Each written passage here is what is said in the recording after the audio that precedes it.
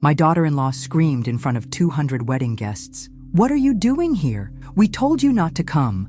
I walked out without saying a single word, my heels clicking against the marble floor like a countdown timer. 20 minutes later, I was in the parking lot canceling every wedding payment from my phone. If you're watching this, subscribe and let me know where you're watching from. You should have seen the chaos through those pristine glass doors. The catering staff started packing up mid-service when their payments got declined. The wedding cake stayed half-cut because the baker's check bounced faster than a bad joke. The DJ stopped mid-song, leaving everyone frozen on the dance floor like statues in a very expensive museum. The florist arrived to collect her arrangements while guests were still eating appetizers. The photographer packed up his equipment during the first dance. 200 confused people watched vendor after vendor pack up and leave, while David ran around like a chicken with its head cut off. Sarah stood in her $4,000 dress. And yes, I know the exact price because I was supposed to fund this circus. Watching her perfect day dissolve like sugar in acid rain.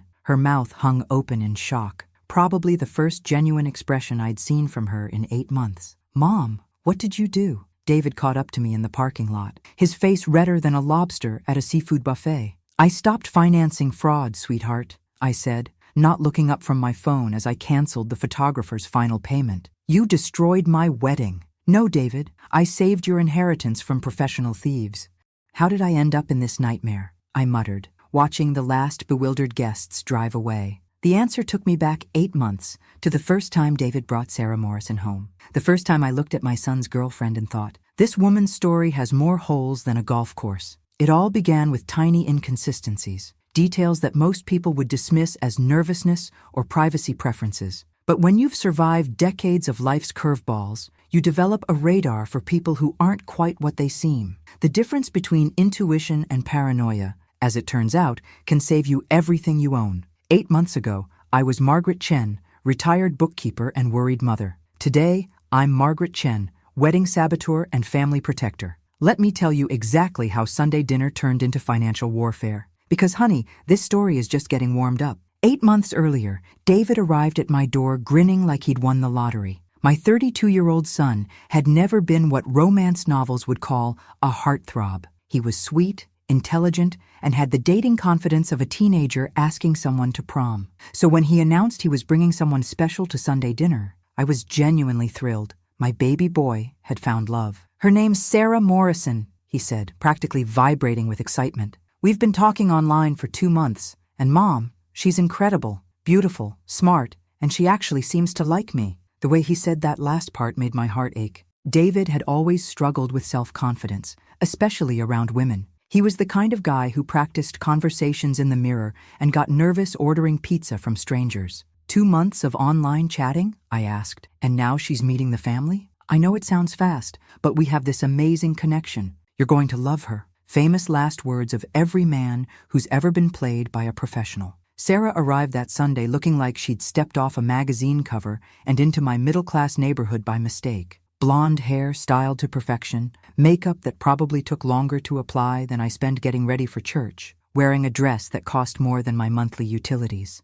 "Mrs. Chen," she said in this breathy voice that reminded me of old Hollywood actresses, "it's such an honor to finally meet you. David speaks about you constantly." She handed me a bottle of wine that I later discovered retailed for $80. Who brings premium wine to a casual family dinner unless they're trying to make a very specific impression? "Please call me Margaret," I said, though something about how she pronounced my name, like she'd rehearsed it, made my teeth itch. But what really caught my attention was how much Sarah already knew about our family. She mentioned my late husband's military service, asked about David's accounting career, and even commented on our lovely, established neighborhood. "David mentioned these older homes must have appreciated significantly," she said while admiring my living room. "Properties in mature neighborhoods are such solid investments." When exactly had my son discussed real estate values with his 2-month online girlfriend? Enter Marcus, stage left. "Sorry, I'm running behind," he announced, walking through my front door like he'd been invited to family dinner his entire life. Traffic was absolutely brutal on the interstate. Marcus was supposedly Sarah's cousin, but they had about as much family resemblance as a cat and a motorcycle. Tall, dark-haired, with the kind of smile that probably worked on bank tellers and grandmother types. His handshake lasted too long. His eye contact felt rehearsed. "Sarah's shared so many wonderful stories about your family," he said, studying the photos on my mantle like he was memorizing them. "Is this David's graduation from State University? Excellent business program there. Really prepares students for careers in financial management and investment strategy." David had graduated with an accounting degree, not financial management. And since when did Sarah's cousin know David's educational background? But the real warning bell rang during dinner. Marcus navigated my kitchen like he'd lived there for years. He offered to help serve and went directly to the correct cabinet for plates, the right drawer for silverware,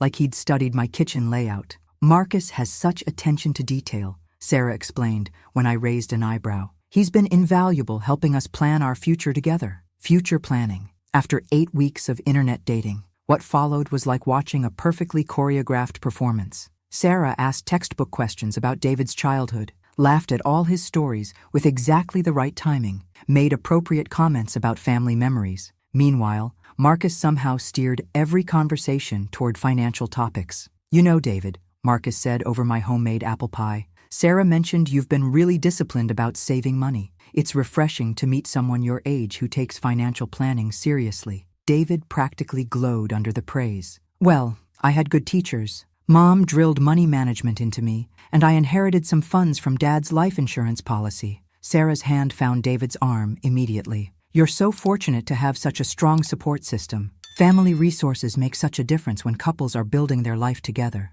Bingo. Hidden behind expensive wine and perfect manners, the real purpose of this dinner revealed itself. Sarah wasn't just interested in David, she was conducting a financial audit of his assets. I watched my son beam with pride, completely oblivious to the fact that his girlfriend and her cousin had just executed a flawless interrogation about his inheritance. It was like watching a lamb walk into a butcher shop and compliment the decor. After they left, I sat in my kitchen staring at that $80 wine bottle, wondering if I was losing my grip on reality. Maybe I couldn't accept that my son had found genuine happiness, but Marcus had known where I stored my good china without being told. And Sarah had steered dinner conversation toward David's inheritance within 2 hours of meeting me. Call it maternal instinct or old-fashioned suspicion, but something about this perfect couple stank worse than week-old fish. 2 days before the wedding, I'd reached my breaking point. 8 months of watching this performance had pushed me past caring about politeness or family harmony. I drove to David's apartment with a folder full of concerns, not evidence. I didn't have concrete proof yet, just a mother's intuition screaming that something was catastrophically wrong. David answered the door in his pajamas at 2 p.m., which told me everything about how seriously he was taking pre-wedding preparations. "Mom, what brings you here? We need to have a conversation," I said, pushing past him into the living room where Sarah was lounging on the couch in silk pajamas, typing on her laptop. "All 3 of us." Sarah looked up with those crystal blue eyes. "Margaret, what a delightful surprise. We were just handling some last-minute wedding logistics." I'll bet they were, probably calculating how much they could drain from David's accounts during their honeymoon. "Sit down," I told David, "both of you." I'd planned this conversation carefully, intending to be diplomatic and rational. Instead, 8 months of frustration erupted like a volcano. "Something is fundamentally wrong with this situation," I began, opening my folder. "Sarah, you claim your family values privacy, but there's zero trace of you anywhere before 6 months ago. Marcus appears from nowhere knowing intimate details about our family finances. You somehow knew about David's inheritance before I even mentioned the specific amounts." Sarah's face transformed into a masterpiece of wounded innocence. "Margaret, I'm confused. Are you suggesting something inappropriate?" "I'm saying your stories have more inconsistencies than a politician's campaign promises. Your employment history changes every time someone asks. Your social media vanished completely. Your supposed cousin knew the layout of my house after one visit." David looked like I'd announced I was joining a circus. "Mom, what are you talking about?" This is where Sarah proved she was either Oscar-worthy or professionally trained. Tears appeared in those perfect blue eyes, and her voice began trembling. "I was hoping to avoid this painful truth," she whispered. "My ex-husband was abusive, Margaret. Emotionally and financially devastating. He stalked me online, threatened my family, destroyed my credit rating. I had to erase my digital footprint and start completely over for my own safety." She reached for David's hand, like it was a lifeline. "Marcus knows about your family. Because I've shared how much I adore you all. When you're planning to marry someone, you naturally discuss their background, their relationships, their future security. David was already melting. I could see it happening, the shift from doubt to protective fury. As for financial discussions, Sarah continued, David and I have talked extensively about our future together, our combined resources, how we'll build our life. Engaged couples do that. Brilliant. Every concern I'd raised had a perfectly reasonable explanation, delivered with just enough emotion to make me look like a heartless monster for questioning her. Mom, David said quietly, this is really inappropriate, but I was past the point of caring about appropriateness. 8 months of watching this charade had driven me beyond reason. What about Marcus knowing where everything is in my kitchen? What about you mentioning David's forgotten investment account? Sarah looked genuinely puzzled. What investment account? David jumped in immediately. The one Dad established when I was in college. Remember? We discussed it weeks ago when we were planning our financial future. She nodded slowly. Oh, absolutely. Yes, you mentioned that during one of our planning sessions. Game, set, match. Sarah had anticipated every question, prepared every response, and made me look like a paranoid mother who couldn't accept her son's happiness. The room fell silent except for David's wall clock ticking like a countdown timer. Sarah sat there looking wounded and beautiful. David looked angry and protective, and I felt like the villain in my own family's story. I believe, David said carefully, that maybe you shouldn't attend the wedding. Those words hit me like a physical blow. David, no, Mom. This is exactly what Sarah was worried about. You're so determined to find problems that you're manufacturing them from nothing. Sarah placed a gentle hand on David's arm. David, she's your mother. We can't exclude her from our special day. Smooth as silk, playing the gracious bride while letting David deliver the punishment. Perhaps we just need some space, David continued. After the wedding, when emotions settle, we can discuss this rationally. But right now, you're being unfair to Sarah and disrespectful to our relationship. I looked at my son and saw a stranger. In 8 months, Sarah had completely turned him against his own mother. Fine, I said, gathering my useless folder. But David, when this house of cards collapses, remember that I tried to warn you. For just a moment, Sarah's perfect mask slipped, and I glimpsed something cold and calculating behind those innocent eyes. Then the wounded bride performance resumed. I hope someday you'll understand that I genuinely love your son, she called after me. I walked to my car knowing I just declared war on a professional who was infinitely better at this game than I was. But I'd been underestimated before, and I wasn't finished fighting yet. Standing in that parking lot after obliterating my son's wedding, watching vendors pack up and confused guests drive away, I felt like I'd just detonated a bomb in my own family. My phone rang within minutes. David, predictably. What the hell did you just do? His voice shook with rage and disbelief. I stopped funding a con job,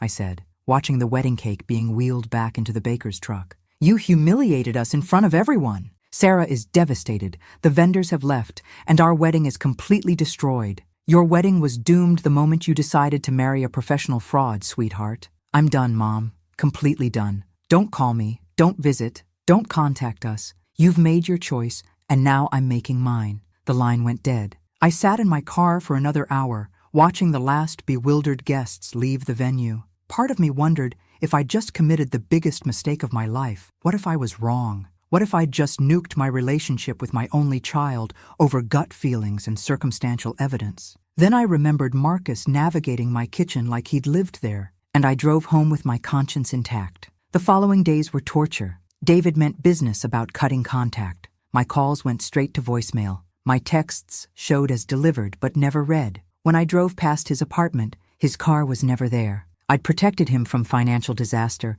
and lost him completely in the process. By Wednesday, I was second-guessing everything. Maybe I really was just a controlling mother who couldn't release her grip. Maybe Sarah genuinely loved David, and I'd destroyed their happiness over nothing more than suspicious behavior and paranoid theories. My salvation came in the form of Helen, my neighbor, arriving Thursday evening with a tuna casserole and neighborhood intelligence that would change everything. Oh, sweetie, she said, settling into my kitchen chair like she was preparing for a lengthy siege. The whole street's been buzzing about what happened at the wedding. You poor dear. I did what seemed necessary, I said, though doubt was eating me alive. Of course you did. That Sarah girl always struck me as too polished, too perfect. Helen paused dramatically. Speaking of that wedding, Something's been nagging at me for days. My ears perked up. Helen functioned as our neighborhood's informal surveillance network. If something was amiss, she'd notice. That Marcus character, Sarah's supposed cousin,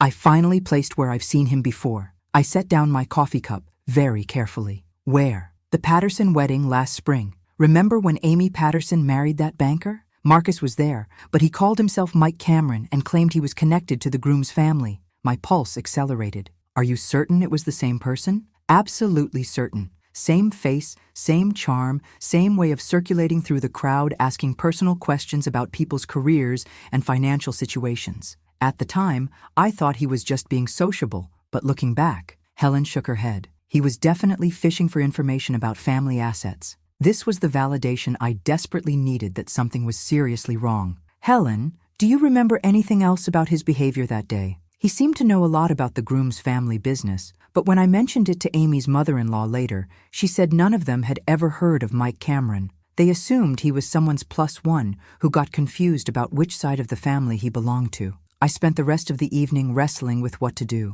David wasn't accepting my calls, and I had no way to reach him. But I had Helen's testimony that Marcus used false identities at multiple weddings. Professional con artists don't work in isolation. They have systems, patterns, documented histories. If Marcus was using fake names at weddings, there had to be other victims, other families who'd been targeted. By Friday, I'd made a decision that would either vindicate my actions or confirm that I'd completely lost my mind. I was hiring a private investigator. Detective Johnson's office looked exactly like central casting would order for a PI. Cluttered desk, coffee-stained files, and the kind of weary cynicism that comes from witnessing too much human foolishness. So you want me to investigate your son's wife because her cousin uses different names at weddings? He asked, scanning my notes. I want you to investigate someone who appears at multiple weddings under false identities and somehow possesses intimate knowledge about families' financial situations despite supposedly just meeting them. Johnson leaned back, suddenly more engaged. Identity fraud at wedding events is more common than most people realize. These criminals target families during emotional, expensive celebrations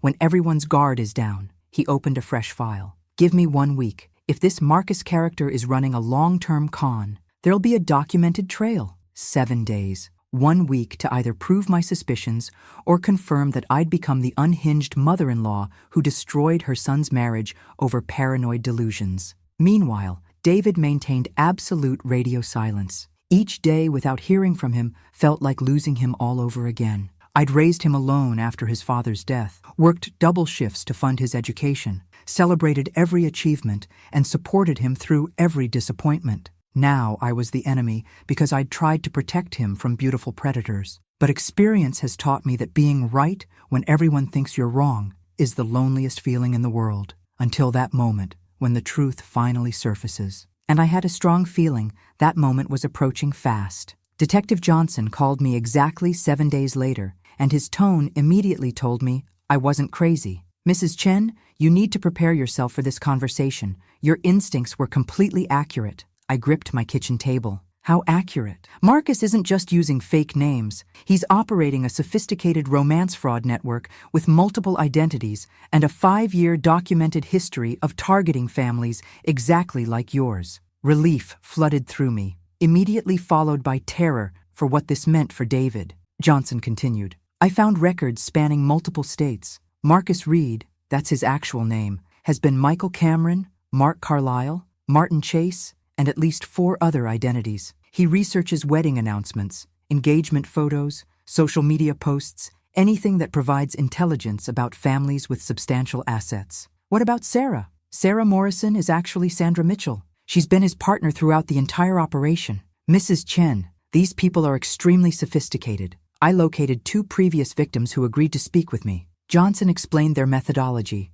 lightning-fast online romance, rapid engagement, cousin Marcus appearing to help with wedding planning while gathering comprehensive financial intelligence. Then, immediately before or after the ceremony, they'd drain whatever accounts they could access and vanish. Robert Chen, no relation to you, different spelling, lost $80,000. They emptied his savings 2 days before his wedding and disappeared. He was too humiliated initially to report it. The second case was worse. James Walsh lost his complete inheritance, nearly $200,000. Sandra convinced him to consolidate everything into a high-yield account that Marcus recommended. The account existed, but they controlled it. I stared at the photographs Johnson had assembled. Marcus at various weddings, always impeccably dressed, always working someone's family member. In every image, he was clearly networking like a professional salesman. Did either victim recover their money? Robert got back about 30% through bank insurance. James recovered nothing.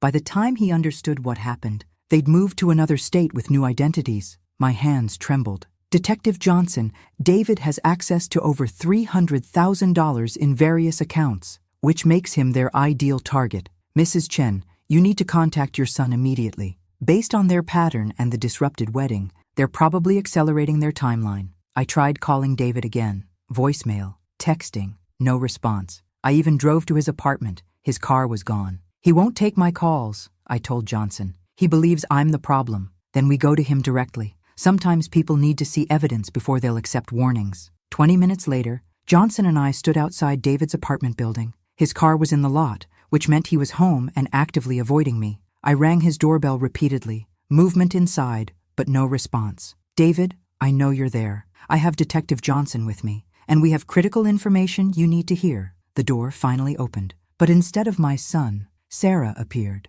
She looked different, less polished, more strained. The perfect facade was beginning to crack under pressure. Margaret, I suppose you're here to gloat about destroying our wedding. I'm here to prevent my son from losing everything he owns. Where is he? David doesn't want to see you. You've caused enough damage already. Detective Johnson stepped forward, displaying his badge. Ma'am, I'm investigating romance fraud and identity theft. We need to speak with David Chen immediately. Pure panic flashed across Sarah's face before she recovered her composure. I don't understand what you're suggesting. If you have questions about identity theft, perhaps you should investigate Margaret. She's been harassing us for months. Johnson pulled out his evidence folder. Actually, we're here to discuss Marcus Reed, also known as Michael Cameron, Mark Carlisle, and Martin Chase. We have documented proof of his criminal activities, and we believe David is a target. David appeared behind Sarah, looking exhausted and confused. What's happening? I held up Johnson's photographs.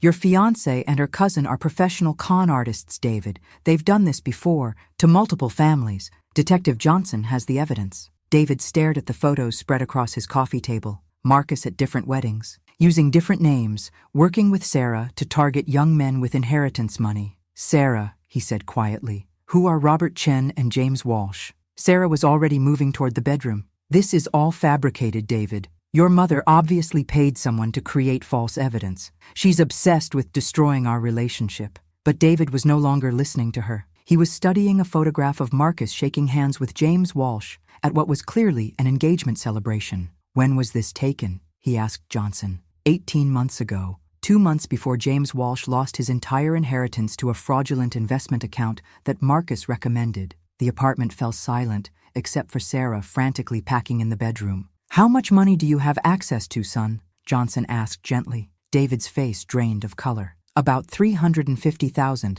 everything combined. Johnson nodded grimly. Exactly the kind of target they specialize in. David sat down heavily, finally understanding the scope of what he'd almost lost, and what I'd actually saved him from. David stared at Detective Johnson's evidence for several long minutes. I watched my son's expression cycle through disbelief, recognition, and finally horrifying comprehension as reality crashed over him. She knew about my investment account, he said quietly. The one I'd completely forgotten Dad established. How could she possibly know about that? Because she and Marcus are professionals, Johnson explained. They research their targets extensively before making initial contact. Sarah emerged from the bedroom with a packed suitcase, her composure perfectly restored. Even caught red-handed, she was still performing the role of wounded victim. David, we need to speak privately. Your mother has obviously manipulated this so-called detective into fabricating false evidence. But something fundamental had shifted in David. The blind trust was gone, replaced by the sharp analytical thinking that made him excellent at his accounting job. Sarah, explain why Marcus appears in all these photographs with different names at different weddings. Those could be anyone. The images are too blurry to verify identity. She sat beside him, reaching for his hand. Your mother is paying people to lie about us. Can't you see her desperation? Then call Marcus, David said suddenly. If this is all false, call him right now and put him on speaker. Sarah's hesitation lasted exactly 3 seconds too long. He's traveling for business. What business? Last week you said he worked construction. Another crack in her story. Sarah's eyes darted between David, me, and Detective Johnson, rapidly calculating her options. He has multiple income streams. Freelance work? You understand how unstable the economy is. David was already reaching for his phone. I'm calling him myself. David, please don't. You're upset. You're not thinking rationally. Let's go somewhere private and discuss this calmly. But David was dialing.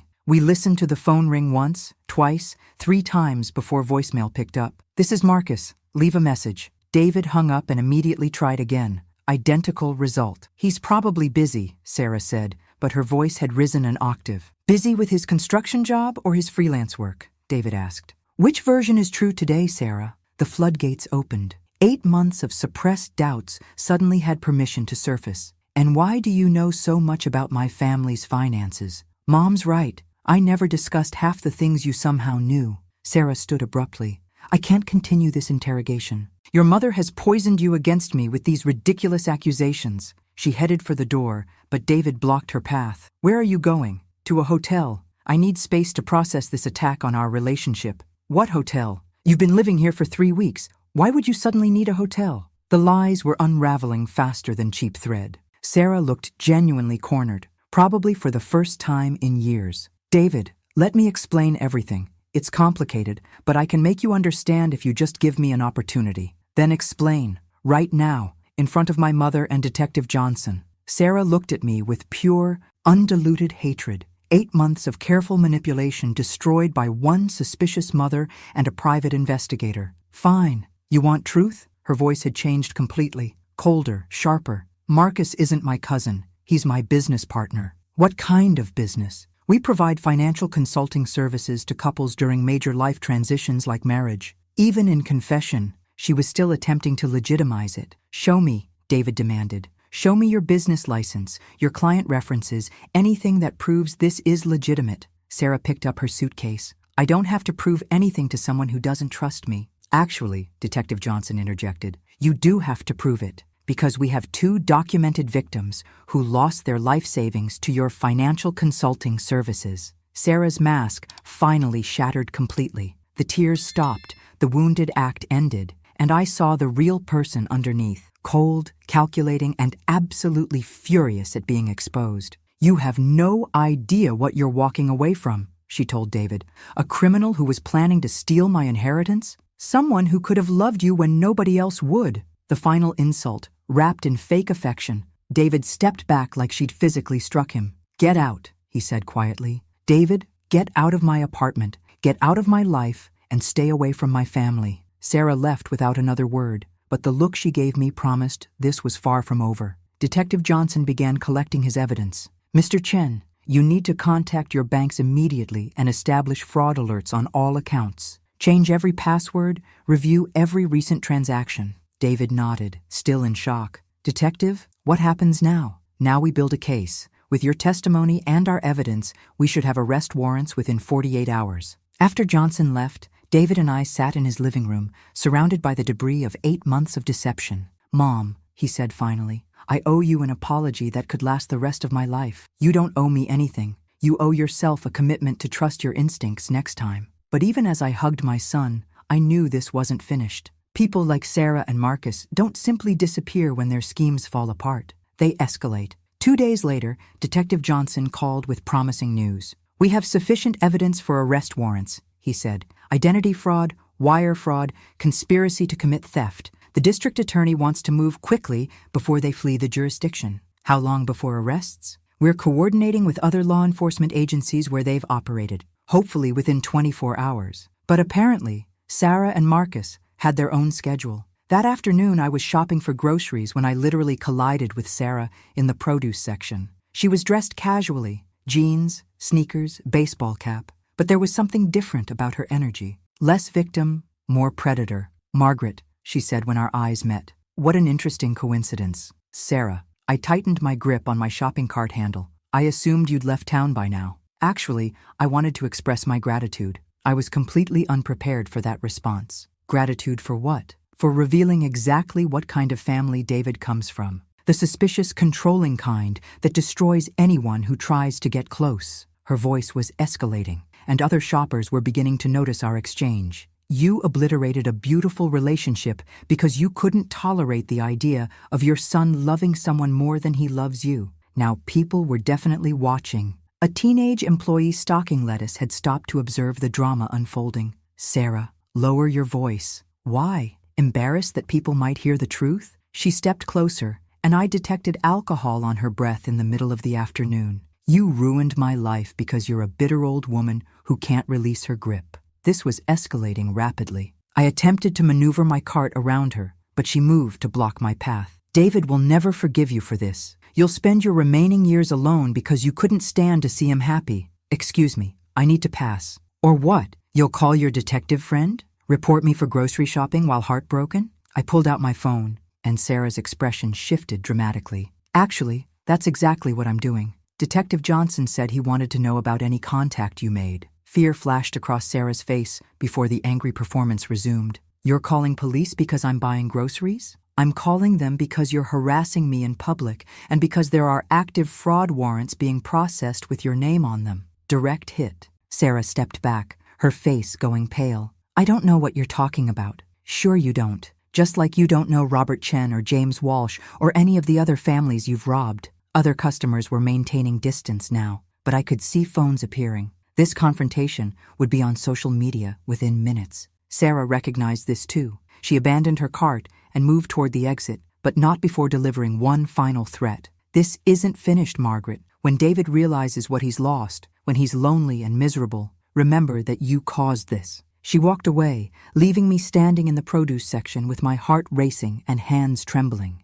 I didn't actually call Detective Johnson from the store, but I contacted him immediately when I got home. She's still in town and she's angry, I reported, and she was drinking in the middle of the day. Concerning, but not unexpected. Desperate people make irrational decisions. Mrs. Chen, you should be extra cautious for the next few days. Maybe stay with your son, or have him stay with you. Do you think she's dangerous? I think she's about to lose everything she's worked for, and that makes people unpredictable. Better safe than sorry. I called David immediately and described the grocery store encounter. She threatened you? His voice sharpened with concern. More like promise that you'd regret choosing family over her. David, Detective Johnson thinks we should stick together until they're arrested. I'll pack a bag and come over tonight. Mom, I'm so sorry you're dealing with this because of my poor judgment. Your only mistake was trusting someone you thought you loved. That's not poor judgment. That's being human. That evening, David arrived with a suitcase and takeout from our favorite Thai restaurant. We spent the night reviewing his financial accounts,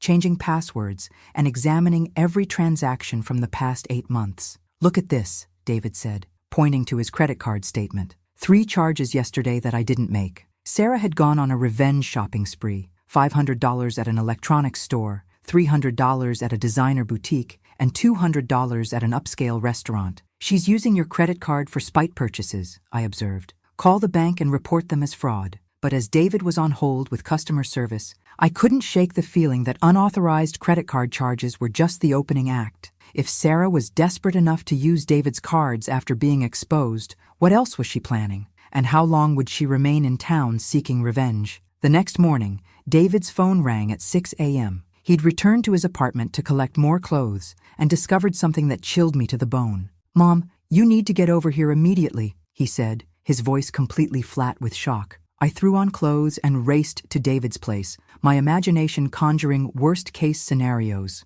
When I arrived, I understood his stunned tone. David's apartment had been systematically searched. Not violently, this wasn't random vandalism. Every drawer had been methodically examined, every closet inspected, papers scattered across surfaces with surgical precision. They took my laptop, my backup drives, and every financial document I owned, David said, standing in the middle of the chaos. But they left the television, the stereo, even the cash I keep in my desk drawer. This wasn't theft. This was Sarah and Marcus eliminating evidence and gathering intelligence. Have you called police? They're en route. But Mom, there's something else you need to see. David led me to his bedroom, where someone had used red lipstick to write a message across his bathroom mirror. You chose wrong. I stared at those words, feeling a chill that had nothing to do with the morning temperature. This wasn't anger anymore. This was escalation into something more dangerous. Police arrived within 30 minutes, 2 officers who looked like they'd rather be handling anything other than relationship drama.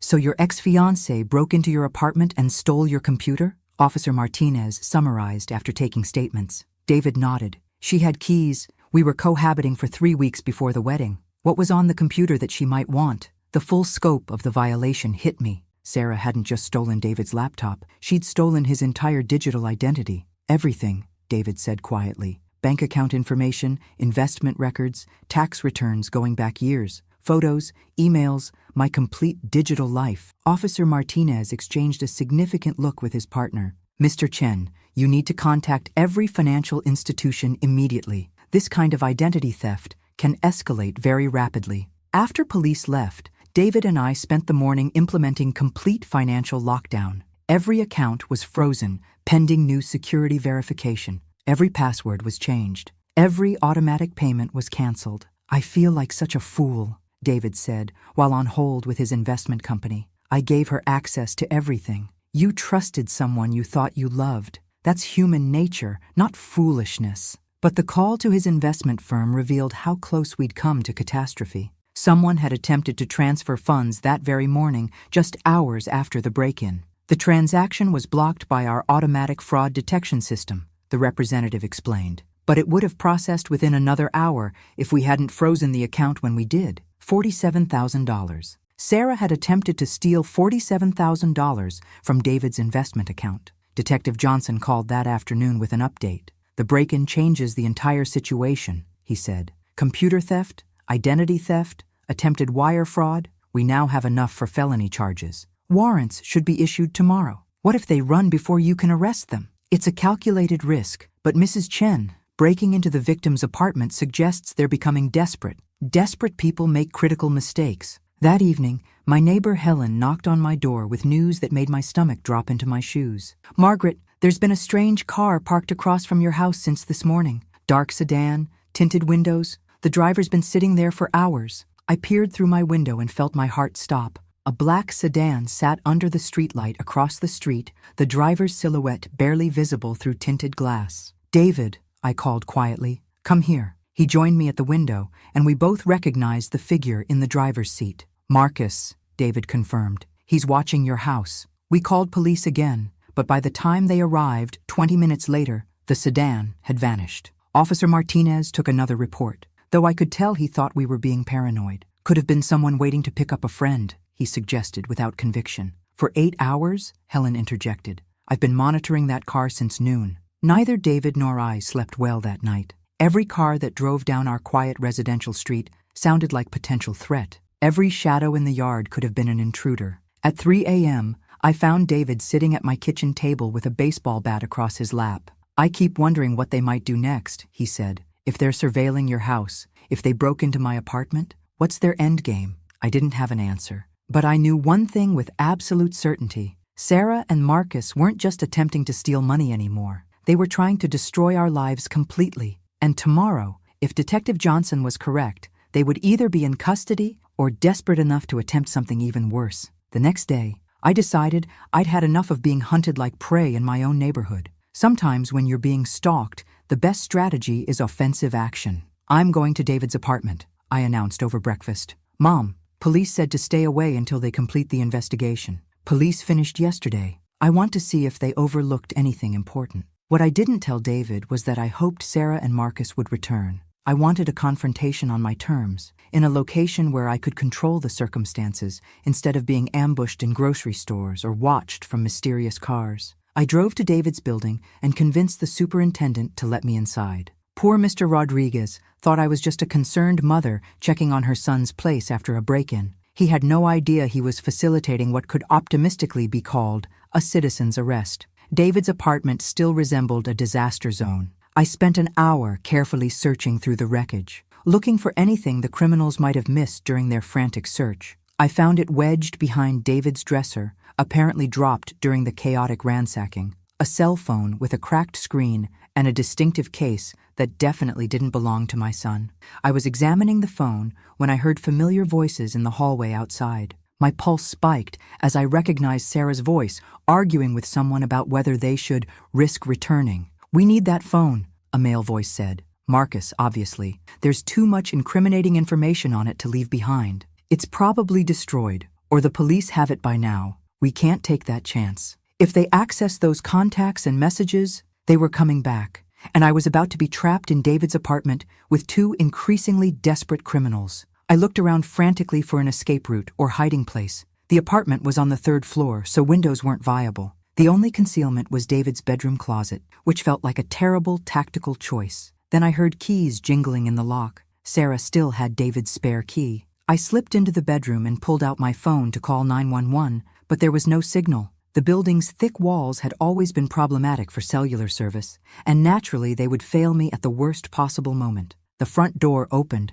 and I heard footsteps entering the living room. "Christ, what a disaster," Marcus said. "Police really demolished this place. Just find the phone and let's get out of here." I crept to the bedroom doorway and peered out carefully. Sarah was systematically searching through debris in the living room, while Marcus checked the kitchen. Neither was looking toward the bedroom. The prudent thing would have been to remain hidden until they left. The safe thing would have been to slip out while they were distracted. Instead, I did something that was either incredibly brave or monumentally stupid. I stepped into the living room, holding the phone above my head, and said, "Looking for this?" Both criminals spun around like I'd fired a gunshot. Sarah went pale, but Marcus looked genuinely menacing for the first time since I'd known him. "Mrs. Chen," he said in a voice that had lost every trace of charm, "you really shouldn't be here." "Funny, I was about to say the same thing to you." Sarah found her voice first. "That's my phone. You have no right to take my property." "I have every right to secure evidence of your crimes," I replied,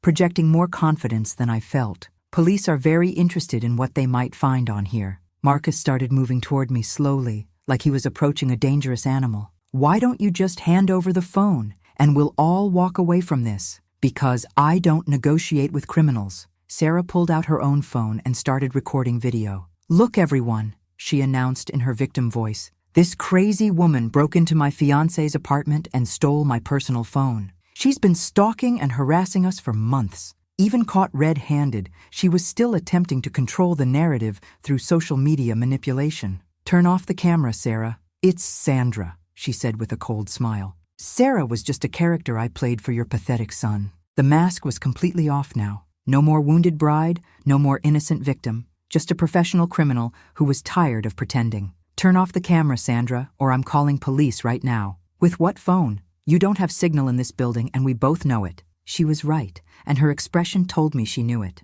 I was trapped in an apartment with two criminals who had nothing left to lose, holding evidence they desperately needed to retrieve. "Here's what's going to happen," Marcus said, still advancing. "You're going to give us that phone, and then you're going to forget you ever saw us here." "And if I don't?" Marcus smiled, but there was nothing friendly about it anymore. "Then this conversation becomes much more unpleasant for everyone involved." I backed toward the bedroom, clutching the phone like a weapon. These people had already committed identity theft, burglary, and attempted fraud. How much further were they willing to escalate? "You know what your problem is, Margaret," Sandra said, following me with the camera still recording. "You never learned when to quit." I was about to discover exactly how dangerous desperate criminals could become, and my phone still had no signal to call for help. Looking at Marcus and Sandra's faces, I realized I had two choices: panic like a helpless victim, or remember that I'd survived 72 years of life's curveballs and wasn't about to be intimidated by a couple of criminals having a bad day. "You want this phone?" I said, holding it up like a trophy. "Come and get it." Then I did something that surprised everyone in the room, including myself. I hurled that phone as hard as I could at David's living room window. The glass exploded in a spectacular crash that probably woke up half the neighborhood. The phone bounced off the window frame and hit the floor, its screen completely destroyed beyond any hope of data recovery. "Oops," I said sweetly to their horrified expressions. "Clumsy me." Marcus lunged for the destroyed phone while Sandra screamed profanities that would make a construction worker blush. But the damage was done. Whatever incriminating information they'd needed was now digital debris scattered across David's carpet. "You insane old witch!" Sandra shrieked, abandoning all pretense of being a victim. "Language, dear. They're our neighbors." The shattered window had triggered building security alarms, and I could hear people moving in the hallways outside. Marcus grabbed Sandra's arm. "We need to leave. Now." They ran for the door, Sandra still hurling insults over her shoulder about how I'd ruined everything. Marcus paused just long enough to give me a look that promised this wasn't over. "See you around, Mrs. Chen." "I sincerely hope not." They disappeared down the stairwell, leaving me alone with David's destroyed apartment and a growing crowd of concerned neighbors in the hallway. 20 minutes later, I was giving a statement to building security about the break-in when my phone finally rang. David, at last. "Mom, what the hell is happening? My neighbors are calling about police cars and broken windows. Your ex-fiancée and her criminal partner broke into your apartment. I caught them in the act. There was a confrontation, and they fled. Are you hurt? Are you okay?" "I'm fine, sweetheart. But David, you need to check your bank accounts immediately. They didn't return for sentimental reasons." 3 hours later, David called me from his apartment, his voice completely broken. "Mom, they cleaned me out. Everything. $312,000 gone." I drove to his place immediately and found my son sitting at his kitchen table, staring at his laptop screen, showing zero balances across multiple accounts. "They transferred everything to offshore accounts at 3 a.m. while I was sleeping at your house. I woke up to find my life savings gone." I sat beside him and took his hand. "Money can be replaced, David. You can't." "How did you see what I couldn't? How were you the only one who knew?" "Because I've lived long enough to know that when something seems too good to be true, it usually is." His phone rang suddenly. David looked at the screen and went pale. "It's Sarah." "Answer it," I said. "Put it on speaker." David answered, and Sarah's voice filled the room. She was calling from what sounded like an airport terminal. "Thanks for the money, David," she said cheerfully. "You were useful, even if you were incredibly boring." The line went dead. We spent the rest of that morning at the police station, filing reports and providing Detective Johnson with everything we knew. The investigation was now officially a federal case involving wire fraud and interstate criminal activity. "We'll find them," Johnson promised. "People like this always make mistakes when they're running scared." But as we left the police station, I wondered if that was actually true. Sarah and Marcus seemed pretty experienced at disappearing. David moved back in with me that week, his confidence as shattered as his bank account. My successful, independent son was back in his childhood bedroom, trying to rebuild his life from nothing. "I'm such an idiot," he said over dinner. "How did I fall for this so completely?" "You fell in love with someone who was very good at pretending to love you back. That doesn't make you an idiot, it makes you human." But privately, I was furious. Not just at Sarah and Marcus, but at a system that allowed professional predators to destroy people's lives with such ease. My son deserved justice, and somehow I was going to make sure he got it. 3 weeks after David lost everything, Detective Johnson called with the news I'd been praying for. "We got them," he said simply. Sandra Mitchell was arrested at Phoenix Sky Harbor Airport, attempting to board a flight to Costa Rica using a fraudulent passport. I nearly dropped the phone in relief. What about Marcus? Marcus Reed was captured in Las Vegas, along with 2 other women who were part of their criminal network. Turns out he's been operating this romance scam operation for 5 years, targeting families across multiple states. David was at work, so I drove straight to his office to deliver the news personally. When I told him Sandra had been arrested, he actually started crying. "Does this mean I might recover my money?" Detective Johnson believes you'll get back about 70% through seized assets. It's not everything, but it's a foundation to rebuild on. The most satisfying moment came when Johnson called later that day. "Mrs. Chen, we're bringing Sandra back from Phoenix tomorrow. David might want to witness her being processed for closure." The next morning, David and I stood outside the federal courthouse, watching Sandra being led in handcuffs from a police transport van. She looked completely different. No makeup, orange jumpsuit, hair pulled back harshly. The beautiful mask was permanently gone. When she spotted David through the courthouse window, she started screaming, "Your son is an idiot anyway. He was boring in bed and pathetic in life." Even in custody, she was still trying to inflict emotional damage. But David just stood there watching her with an expression of profound relief. "You know what, Mom? I'm actually grateful this happened. Grateful. If I'd married her, if we'd had children, if I'd built a life with her, discovering the truth later would have been devastating beyond recovery." The federal investigation revealed that Marcus had been operating his romance scam network for 5 years, targeting middle-class families with inheritance money or substantial assets. They'd stolen over $2 million from 12 different victims across 8 states. David ultimately recovered about 70% of his stolen money through seized assets and recovered funds. Not everything, but enough to restart his life. Sandra was sentenced to 6 years in federal prison, Marcus received 8 years because of his leadership role in the criminal organization. Mom, David said one evening over dinner at my house, I owe you an apology that could last the rest of my life. If you hadn't destroyed that wedding, if you hadn't been suspicious, you don't owe me anything, sweetheart. You owe yourself a promise to trust your instincts next time. Helen stopped by later that week with her usual casserole and neighborhood commentary. I always knew something was wrong with that Marcus character,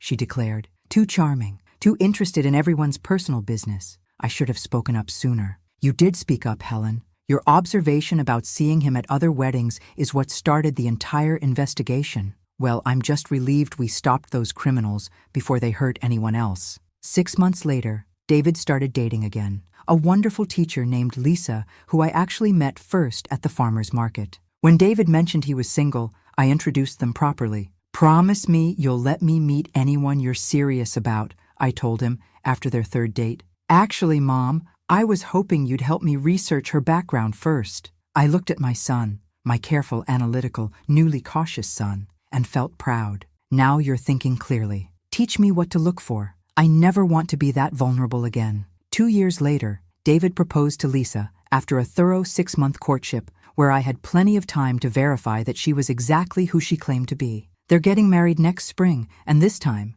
I'm paying for the wedding with joy instead of dread. Because sometimes the suspicious mother-in-law isn't the villain of the story. Sometimes she's the hero who saves the family from professional predators. And sometimes being paranoid is exactly what protects the people you love most. My neighbor Helen calls it my superpower. I call it being a mother who pays attention. Either way, it worked perfectly. Thanks for listening. Don't forget to subscribe and feel free to share your story in the comments. Your voice matters.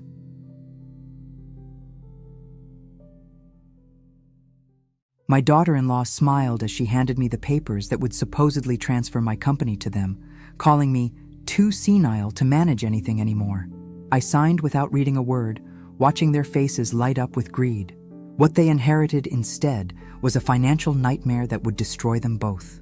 If you're watching this, subscribe and let me know where you're watching from. Let me take you back to that dinner from hell. I'm Eleanor Matthews, 68 years old, and apparently, according to my own family, losing my mind. My son Marcus and his wife Sarah had invited me over for what I thought was a simple Sunday dinner. Instead, I walked into an ambush. Mom, we need to talk, Marcus said, barely letting me sit down. Sarah was already pulling out a manila folder, her perfectly manicured nails drumming against the mahogany table. It's about the business. Matthews & Associates had been my life's work. After my husband died 15 years ago, I'd built it from a small consulting firm into a multi-million-dollar operation, but according to my loving family, I was now too old and confused to handle it. These are transfer documents, Sarah explained, her voice dripping with fake concern. Dr. Peterson agrees that the stress of running a company at your age isn't healthy. She'd somehow gotten my doctor to provide a letter recommending I step back from business activities. Funny how she'd managed that, without me being present for the conversation. Marcus shifted uncomfortably. It's for your own good, Mom. You've been forgetting things, missing appointments. This was news to me. I'd missed exactly 1 appointment in 6 months because of a client emergency, but apparently that was evidence of mental decline. The paperwork transfers full ownership to us, Sarah continued. We'll handle everything so you can just relax and enjoy your retirement. The way she said enjoy your retirement made it sound like a threat. I picked up the pen they'd placed in front of me. And if I don't sign? Sarah's mask slipped for just a moment. Well, we'd hate to have to pursue a competency hearing. These things can get so messy, and the courts are always looking out for elderly people who might be taken advantage of. The irony wasn't lost on me. I was being threatened with a competency hearing by the very people trying to steal my company. Marcus wouldn't meet my eyes. My own son, who I'd put through law school, who'd failed the bar exam twice before I paid for his 3rd attempt, was sitting there letting his wife threaten me. Of course, Sarah added sweetly, you'll still live in the house. We'd never kick you out. You just won't have to worry about all those complicated business decisions anymore. I signed every document they put in front of me. Sarah actually clapped her hands together like a child on Christmas morning. Marcus finally looked at me, probably expecting tears or protests. Instead, he found me smiling. Congratulations, I said, standing up and smoothing my skirt. "You're now the proud owners of Matthews and Associates. I hope you're ready for everything that comes with it." Something in my tone made Sarah's smile falter. "What do you mean?" "Oh, nothing important," I said, gathering my purse. "Just the usual business obligations. I'm sure you've done your research." I headed toward the door. "Thank you for dinner. And Sarah, you might want to check your email in the morning. The IRS has some questions about the company's tax structure. Something about a $3 million discrepancy." The color drained from both their faces as I walked out, leaving them with their precious paperwork and a company that was about to become their worst nightmare. "Mom, what the hell did you do?" Marcus's voice crackled through my phone at 6:47 a.m., exactly 12 hours after he'd become the proud owner of a company drowning in legal problems. I sipped my coffee slowly, watching the sunrise paint my garden in shades of gold. "Good morning to you too, dear. I assume you've been reading your emails. The IRS wants to audit everything back to 2019. And there's something about pending litigation from Patterson Industries." His voice rose to a pitch I hadn't heard since he was 16 and crashed my car. "Oh yes, Patterson Industries. Lovely people. They're suing for breach of contract. Something about a $2.7 million project that went sideways." I paused for effect. "Of course, that's all documented in the files you inherited. I'm sure Sarah will figure it out." The truth was, I'd been dealing with these problems for months. The IRS audit was legitimate.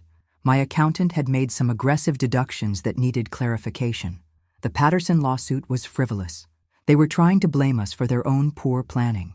But resolving both required expertise, relationships, and about 6 months of intensive legal work. "You can't just dump this on us," Marcus sputtered. "We don't know how to handle this stuff." "That's odd," I replied calmly. "Yesterday you seemed so confident about taking over. Sarah was particularly eloquent about how I was too senile to manage my own affairs. This is different, and you know it." Different indeed. When they'd wanted my company, they'd painted me as a confused old woman. Now that they had it, suddenly they needed my expertise. The contradiction would have been amusing if it wasn't my own son on the other end of the line. "I'm sure you'll figure it out," I said. "After all, you did say yesterday that running a business was too complicated for someone my age. Surely 2 sharp young professionals like yourselves can handle a few legal issues." Sarah's voice came through the background, clearly frantic. Marcus covered the phone, but I could still hear her. "Ask her what we're supposed to do. We can't afford lawyers for all this." That was the delicious irony. They'd stolen a profitable company, but they'd also inherited its problems. And solving those problems would cost far more than the company was currently worth. "Marcus," I said gently, "you and Sarah wanted this responsibility. You made it very clear that I was incompetent to handle my own affairs. So handle them." "Mom, please. We need help." "You need help," I agreed. "But according to the documents I signed yesterday, I'm just a senile old woman with no business expertise. Why would you want help from someone like that?" I could hear Sarah in the background again, her voice shrill. "Tell her we'll give the company back." I laughed softly. "Oh, that's not how this works. You see, the transfer documents you had me sign, they're ironclad. Sarah was very thorough about that. And according to those same documents, I've been declared mentally incompetent to make business decisions. So legally, I can't take the company back even if I wanted to." The silence on the other end was deafening. "But don't worry," I continued. "I'm sure everything will work out fine. After all, what's the worst that could happen when the IRS finds irregularities during an audit of a company whose new owners have no experience in tax law?" Marcus made a choking sound. "I have to go," I said cheerfully. "I'm having lunch with my neighbor Dorothy. She's been so worried about my mental state since you told everyone I was becoming senile. I should probably reassure her that I'm just fine." I hung up and immediately called my attorney. "Robert, it's Eleanor. They took the bait. How long until the real fun begins?" The certified letter arrived on Tuesday, exactly 3 days after Marcus and Sarah had become the proud owners of my former company. I was deadheading roses in my garden when the postal worker knocked, clipboard in hand. "Eleanor Matthews, need your signature for this one." I signed with dirty hands, leaving soil smudges on the receipt. The return address made me smile. Patterson Industries law firm, right on schedule. Inside the house, I opened the letter slowly, savoring each word. Patterson Industries was demanding immediate payment of $2.7 million for breach of contract, plus interest and legal fees. The letter gave Matthews and Associates 30 days to respond or face immediate collection proceedings. My phone rang before I'd finished reading. "Mom!" Marcus's voice was barely controlled panic. "Did you know about this lawsuit?" "Which lawsuit, dear?" "You'll need to be more specific. There are several pending." I wasn't lying. I'd been managing multiple legal issues for months, but most were minor disputes that would settle quietly. This one was different. This one had teeth. Patterson Industries. They say we owe them almost $3 million. Oh, that. I walked to my kitchen window, still holding the letter. Yes, that's been going on for about 8 months now. Nasty business. They're claiming we failed to deliver on a consulting contract. Did we? The question hung in the air. This was the moment I'd been waiting for, when my son would finally understand that running a business involved more than just cashing checks. "That's complicated," I said.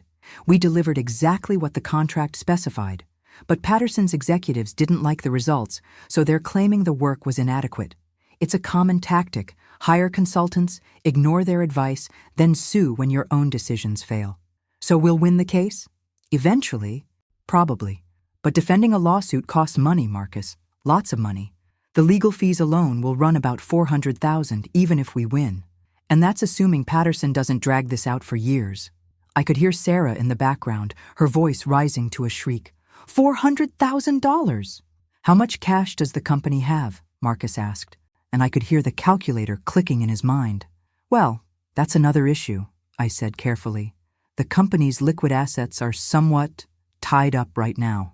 "What do you mean, tied up?" "Operating capital, dear. The money that keeps the business running day to day. Payroll, rent, insurance, client expenses. Most successful companies operate with very little cash on hand. It's more efficient to keep money working in investments." This wasn't entirely true. I'd been quietly moving liquid assets into protected accounts for months, preparing for exactly this scenario. But Marcus and Sarah didn't need to know that yet. "How much do we have available for legal fees?" Marcus's voice was strained. "About $60,000 in the checking account, maybe another $40,000 in short-term accounts." Dead silence.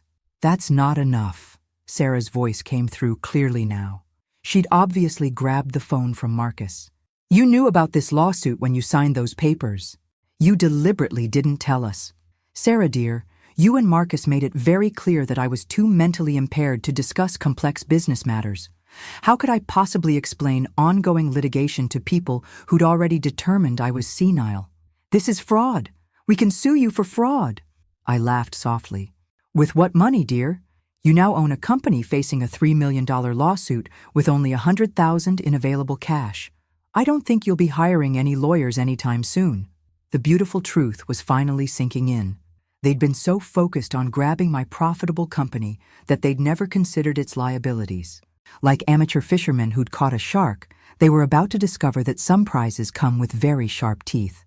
"Besides," I added, "the transfer documents you had me sign included a clause stating that I disclosed all known liabilities.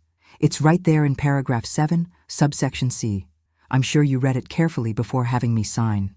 Of course, that paragraph listed dozens of potential liabilities in dense legal language. Patterson Industries was mentioned by name, along with the approximate dollar amount. Any competent lawyer would have caught it and demanded details. But Sarah had been in such a hurry to steal my company that she'd skipped the due diligence entirely. "We need help," Marcus said finally. "We can't handle this alone." "I'm sure you'll figure something out," I replied. "After all, yesterday you told everyone I was too senile to run my own company. Why would you want advice from someone like that?" The second shoe dropped on Friday morning when Sarah called, sobbing so hard I could barely understand her.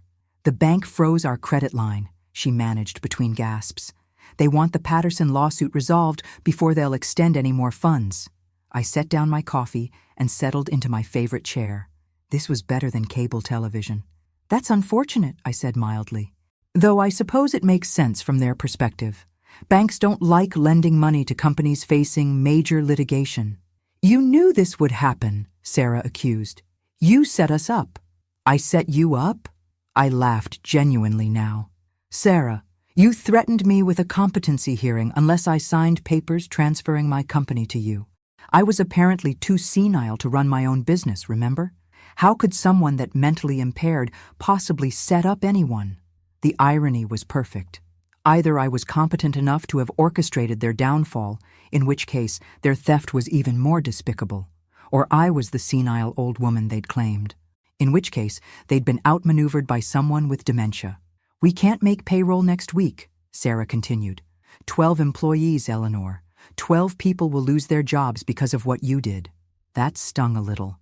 I'd built Matthews and Associates from nothing, and those employees had been loyal. But I'd also been planning for this moment much longer than Sarah realized. Actually, I said, I have a solution for the employees. What do you mean? I'm starting a new consulting firm, EM Advisors. 7 of your employees have already accepted positions with me, starting Monday. Silence. The other 5 have found positions with my competitors. I made some calls yesterday, pulled in a few favors. Everyone will be working by Monday, probably making more money than you were paying them. You can't do that, Sarah shrieked. That's poaching. It's illegal. Actually, it's not. I checked with my attorney. Since I no longer own Matthews and Associates, I'm free to start a competing business. And since your company can't make payroll, the employees are free to seek other employment. The truth was even sweeter than Sarah knew. I'd been planning this move for months, carefully documenting every client relationship, every process, every advantage that had made Matthews and Associates successful. The new company would have all the expertise and relationships, while Matthews and Associates would be left with nothing but debt and litigation. Besides, I continued, I thought you'd appreciate me taking those pesky employees off your hands. After all, if you can't afford to pay them, they're really more of a liability than an asset. The clients will follow them. Marcus's voice came through. Apparently, he'd taken the phone back. You're stealing our clients. Your clients? I asked sweetly. Marcus, dear, most of those clients have been working with me personally for over a decade. They have no relationship with Matthews and Associates. They have a relationship with me. And since you've publicly declared me mentally incompetent, I doubt they'll want to continue working with a company run by people who inherited their business from someone they claim is senile. This was the final piece of my plan falling into place. Sarah and Marcus would be left with a company name, some office furniture, and crushing debt. Meanwhile, I'd have the clients, the employees, and none of the liabilities. You can't leave us with nothing, Marcus pleaded, and for a moment he sounded like the little boy who used to climb into my lap when he was scared. I didn't leave you with nothing, I corrected gently. I left you with exactly what you asked for, my company. The fact that you didn't bother to understand what you were taking is your responsibility, not mine. Mom, please. Sarah made me do this. I never wanted to take the company away from you. That might have been true, but it was too late for excuses now. Marcus, for the past year, you've watched your wife insult me, threaten me, and undermine me at every family gathering. You never once stood up for me or told her to stop. When she decided to steal my company, you went along with it. When she threatened me with a competency hearing, you said nothing. My voice hardened. You made your choice. Now you get to live with the consequences. What are we supposed to do? I suggest you start by finding a good bankruptcy attorney, I said. You're going to need one. I hung up and immediately called Robert Patterson, CEO of Patterson Industries. Robert?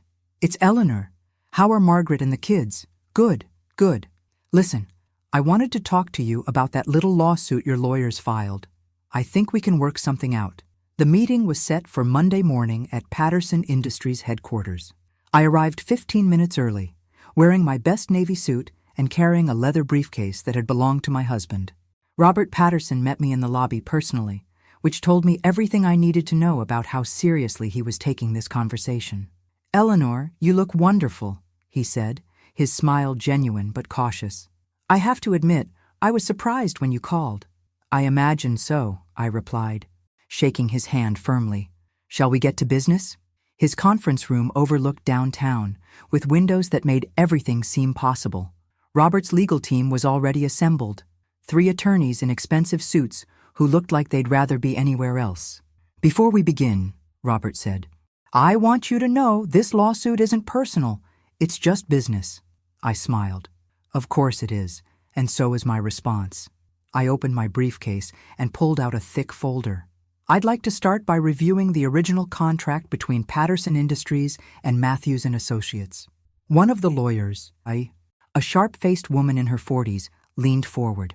Mrs. Matthews, our position is clear. Your company failed to deliver the consulting services specified in the contract. That's interesting, I said, pulling out the first document. Because according to this email from your project manager, dated 6 months ago, he specifically stated that our recommendations were exactly what Patterson Industries needed to streamline operations. I slid the email across the table. Robert read it quickly, his expression darkening. Furthermore, I continued, this document shows that Patterson Industries implemented exactly 0 of our recommendations. Not a single one. You paid for expert advice, ignored it completely, then blamed us when your own decisions led to project failure. The second lawyer, a young man who looked fresh out of law school, spoke up. The contract required results, not just recommendations. Actually, no. I pulled out the contract itself, highlighting specific sections. The contract required comprehensive analysis and strategic recommendations for operational improvement, which we delivered, in writing, on time, with detailed implementation guidelines. I could see Robert's lawyers exchanging glances. They were realizing their case wasn't as strong as they'd thought. However, I continued, I'm not here to relitigate the past. I'm here to offer a solution. What kind of solution? Robert asked. You drop the lawsuit against Matthews and Associates completely. In exchange, my new company, EM Advisors, will provide Patterson Industries with 6 months of free consulting to help implement the recommendations you ignored the first time. The sharp-faced lawyer opened her mouth to object, but Robert held up his hand. That's generous, he said carefully. But why would you help us after we sued you? I smiled. Because the lawsuit isn't really about money, is it, Robert? Patterson Industries needs to show your board of directors that the failed project wasn't your fault. You need someone to blame. Robert's face confirmed my suspicion. The problem is, I continued, Matthews and Associates is now owned by my son and daughter-in-law, who have no experience in consulting. If you win this lawsuit, you'll get a judgment against a company that will be bankrupt within 6 months. You'll recover nothing, and you'll still have the same operational problems that caused the original project to fail. I leaned forward. But if you accept my offer, you get professional consulting services that will actually solve your problems. Your board will see results instead of lawsuits. And you'll be working with someone who has a track record of success instead of 2 amateurs who inherited a business they don't understand. The young lawyer tried again. Mrs. Matthews, this sets a precedent. The precedent, I interrupted, is that Patterson Industries is smart enough to choose solutions over revenge, that you care more about fixing problems than assigning blame. Robert was studying me carefully. What happens to your son and daughter-in-law? That's not your concern, I said simply. They made their bed when they decided to steal my company. Let them lie in it. The truth was, without the Patterson lawsuit, Matthews and Associates would still face bankruptcy within months. The company had no clients, no experienced employees, and mounting operational costs that Marcus and Sarah couldn't manage. But that wasn't Robert's problem to solve. I need to discuss this with my team, Robert said. Of course, but I should mention that this offer expires Friday. After that, you can continue with your lawsuit against a company that will be worthless by Christmas, or you can work with a consultant who can actually help you succeed. I stood up and closed my briefcase. Think about it, Robert. What's more valuable to Patterson Industries? $3 million you'll never collect, or 6 months of expert consulting that could save you 10 times that amount? As I walked to the elevator, I could hear heated discussion erupting in the conference room behind me. By Friday, they'd realize I was offering them the better deal, and Marcus and Sarah would be left with exactly what they deserved. Nothing. The call came at 4:47 p.m. on Friday, just hours before my deadline to Robert Patterson would expire. I was in my new office, a bright corner suite with windows overlooking the river, watching my former employees arrange their desks in our new space. Eleanor, it's Robert. We accept your offer. I smiled, making notes on my legal pad. Excellent. I'll have my attorney prepare the documentation. The lawsuit against Matthews and Associates will be withdrawn by Monday? Monday morning. Monday. And Eleanor? I owe you an apology. We should have listened to your recommendations the first time. Water under the bridge, Robert. I'm looking forward to working together again. After I hung up, I sat back in my chair and surveyed my kingdom. 7 experienced consultants, already working on projects I'd brought from my previous contacts. A client roster that was growing daily as word spread that Eleanor Matthews was back in business. And most importantly, a company that was entirely mine, free from family drama and legal entanglements. My assistant knocked on the door frame. "Mrs. Matthews, your son is here. He's asking to see you." Marcus stood in my doorway looking like he'd aged 5 years in the past week. His usually perfect hair was disheveled, his shirt wrinkled. Dark circles under his eyes told the story of sleepless nights. "Hello, Marcus," I said calmly. "Please, sit down." He collapsed into the chair across from my desk. "Mom, we need to talk." "I'm listening." "Patterson Industries dropped the lawsuit," he said. "But they're working with your new company instead." "Yes, I know. I negotiated that deal myself." Marcus stared at me. "You planned all of this, didn't you?" "From the beginning." I considered lying, maintaining the fiction that I was just a confused old woman who'd stumbled into success. But Marcus deserved the truth, even if it destroyed him. "Yes," I said simply. "I planned every detail." "How long?" "About a year, since Sarah first suggested I was getting too old to run my own company." Marcus put his head in his hands. "We lost everything. The company's bankrupt.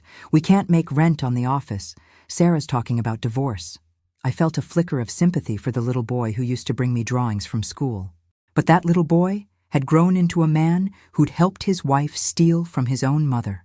"Marcus, for 12 months, you and Sarah treated me like I was losing my mind. You questioned my decisions, undermined my authority, and made me feel like a burden. When I asked for your support, you gave me lectures about accepting help. When I needed you to stand up for me, you stood by and watched your wife tear me down." My voice remained steady, professional. "Did you really think there would be no consequences?" "I never wanted to take the company from you," he said quietly. "Sarah convinced me it was for your own good." "And what do you think now?" Marcus looked around my new office, taking in the busy workplace I'd created in less than a week. "I think you're the smartest person I know, and I'm the biggest fool who ever lived." That admission should have felt like victory. Instead, it just made me tired. "The company transfers are legal and binding," I said. "Matthews and Associates belongs to you and Sarah. What you do with it is your decision. There's nothing left to do. We're filing for bankruptcy next week." I opened my desk drawer and pulled out an envelope. "Actually, there is one option." Marcus looked up hopefully. "My new company needs someone to handle our legal compliance and contract negotiations. It's not glamorous work, and it pays about half what you were making before, but it's honest work for an honest wage." I slid the envelope across my desk. "That's a job offer, Marcus, not a gift, not charity. You'd be an employee, nothing more. You'd report to my operations manager, follow company policies, and earn your position every single day." Marcus opened the envelope with shaking hands. "What about Sarah? What about her? Would there be a position for her too?" I studied my son's face. After everything that had happened, he was still trying to protect the woman who'd orchestrated his downfall. "Sarah made her choices," I said. "She decided I was senile and incompetent. She threatened me with a competency hearing. She stole my company and tried to humiliate me in the process." I paused. "People like that don't work for me." Marcus nodded slowly. "I understand." "Do you?" "Because accepting this job means admitting that your mother wasn't senile after all. It means acknowledging that you were wrong and that your wife manipulated you into betraying your own family." "I know.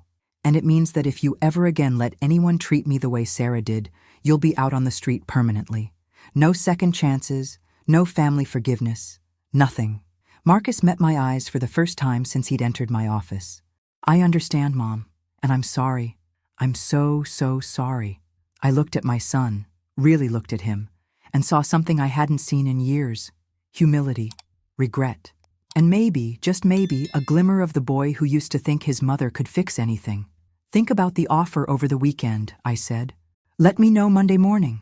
As Marcus left my office, I turned back to my window overlooking the river.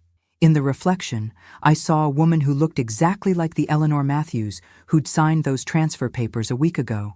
But inside, everything had changed. I'd gotten my revenge.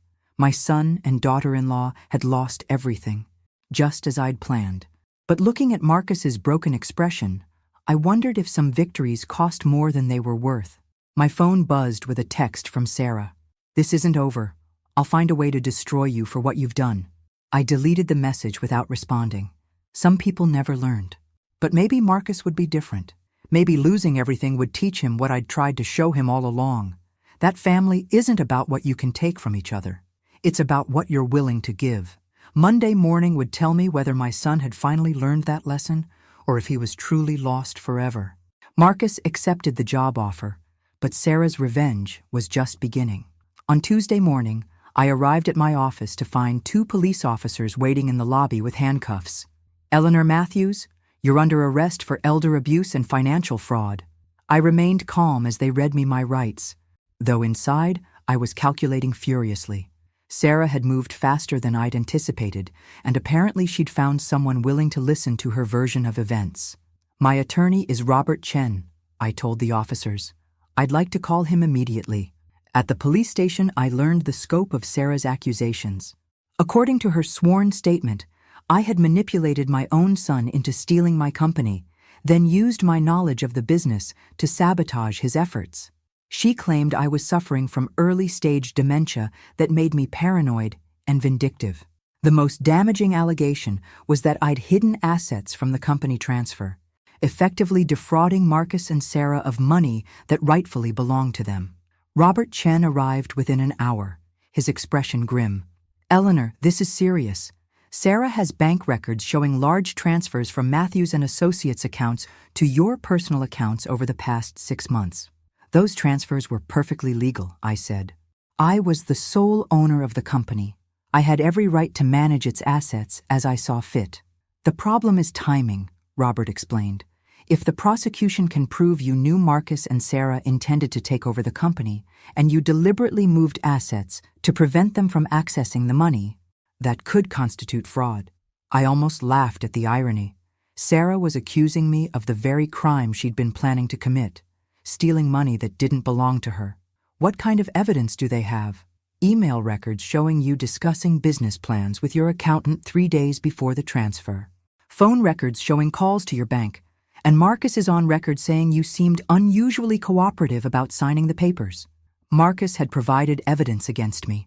My own son, who I just offered a job to rebuild his life, had helped his wife try to destroy mine. "Where's Marcus now?" I asked. "That's another problem," Robert said carefully. "He and Sarah have disappeared. They cleared out their apartment yesterday and haven't been seen since." The picture was becoming clearer. Sarah had filed criminal charges against me, then fled before anyone could question her story too closely. It was actually quite clever. By disappearing, she'd made it impossible for me to confront her lies while ensuring the legal process would move forward without her presence. "What happens next?" "Arraignment tomorrow morning. They'll set bail, assuming the judge grants it. After that, we prepare for trial." That night, sitting in a holding cell that smelled of disinfectant and desperation, I had time to think. Sarah had outmaneuvered me, at least temporarily, but she'd also made a critical mistake. She'd assumed I was playing by the rules. I wasn't. The next morning, Judge Patricia Williams presided over my arraignment. She was a stern-looking woman in her 60s who'd built her reputation on being tough but fair. "Mrs. Matthews, you're charged with elder abuse in the first degree and financial fraud. How do you plead?" "Not guilty, Your Honor. Bail is set at $50,000. Trial is scheduled for—" "Your Honor," I interrupted. "I'd like to make a statement." Judge Williams frowned.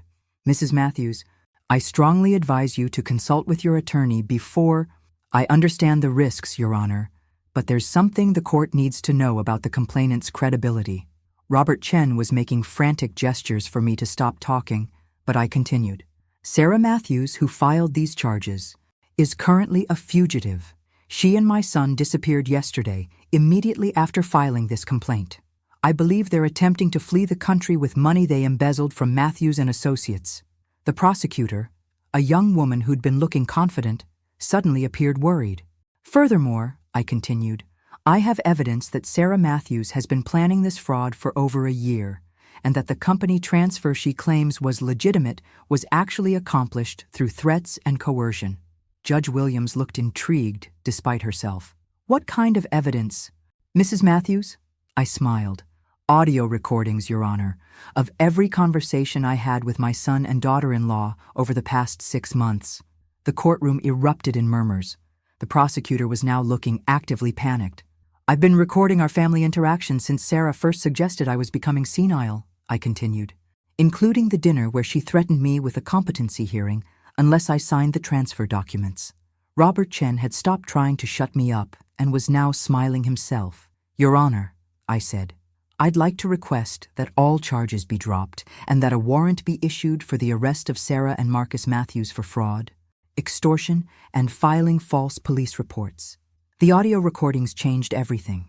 Within hours of my arraignment, detectives were listening to Sarah's voice, threatening me with a competency hearing unless I signed the transfer papers.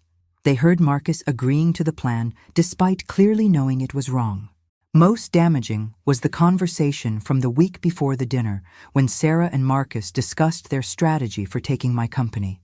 We need to make her seem confused and incompetent, Sarah's voice was crystal clear on the recording. Get her doctor to write a letter about cognitive decline. Make her feel like she's a burden. What if she refuses to sign? Marcus asked. Then we file for guardianship. Once I'm her legal guardian, I can do whatever I want with her assets. The recordings proved that everything I'd told the police was true, and everything Sarah had claimed was a lie. By Thursday afternoon, warrants had been issued for both Marcus and Sarah's arrest, but they'd had a 3-day head start, and tracking them down wouldn't be easy. The good news, Detective Morrison told me, is that we froze all their bank accounts before they could access much money. The bad news is, they're probably already out of the country. I wasn't so sure about that. Sarah was smart, but she was also arrogant. She wouldn't have fled without trying to salvage something from her failed plan. Detective, have you checked their storage unit? Morrison looked puzzled. What storage unit? Sarah rented a storage unit 6 months ago. She told Marcus it was for seasonal decorations, but I think she was preparing for this eventuality. Within 2 hours, police had located the unit. Inside, they found boxes of documents that had been stolen from Matthews and Associates, including client files, financial records, and contracts. They also found 3 suitcases full of cash, approximately $40,000 that had been embezzled from the company accounts. But Sarah and Marcus weren't there. That evening, my phone rang. The caller ID showed Marcus's number. Hello, son. Mom. His voice was strained, exhausted. We saw the news.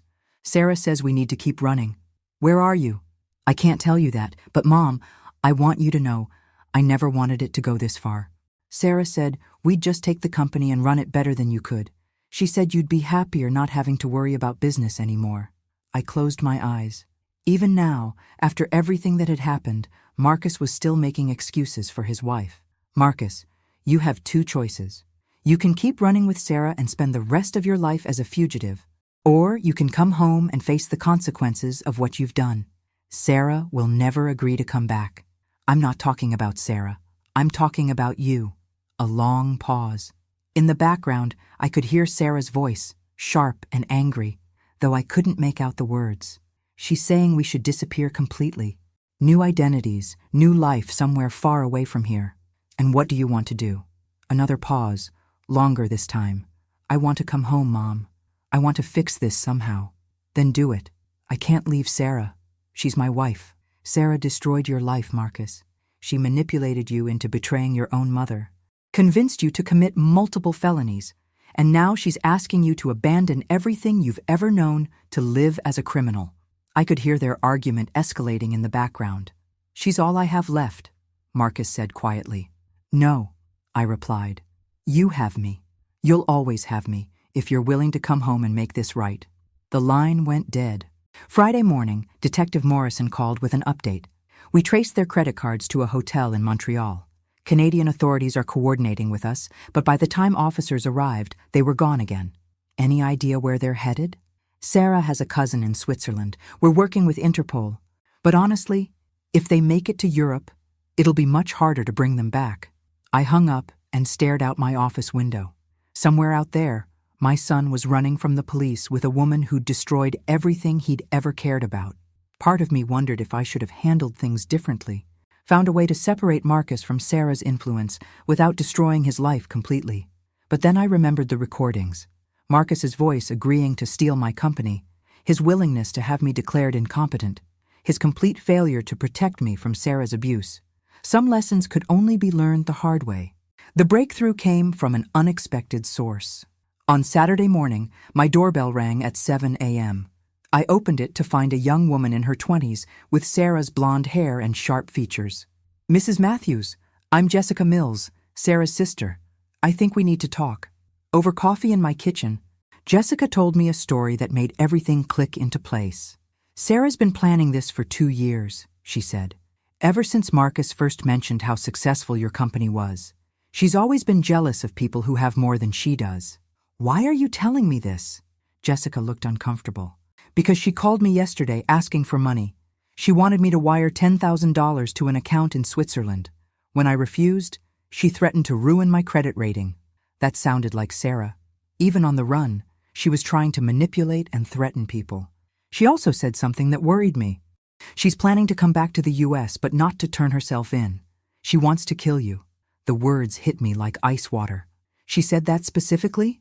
Her exact words were, "That old bitch ruined everything.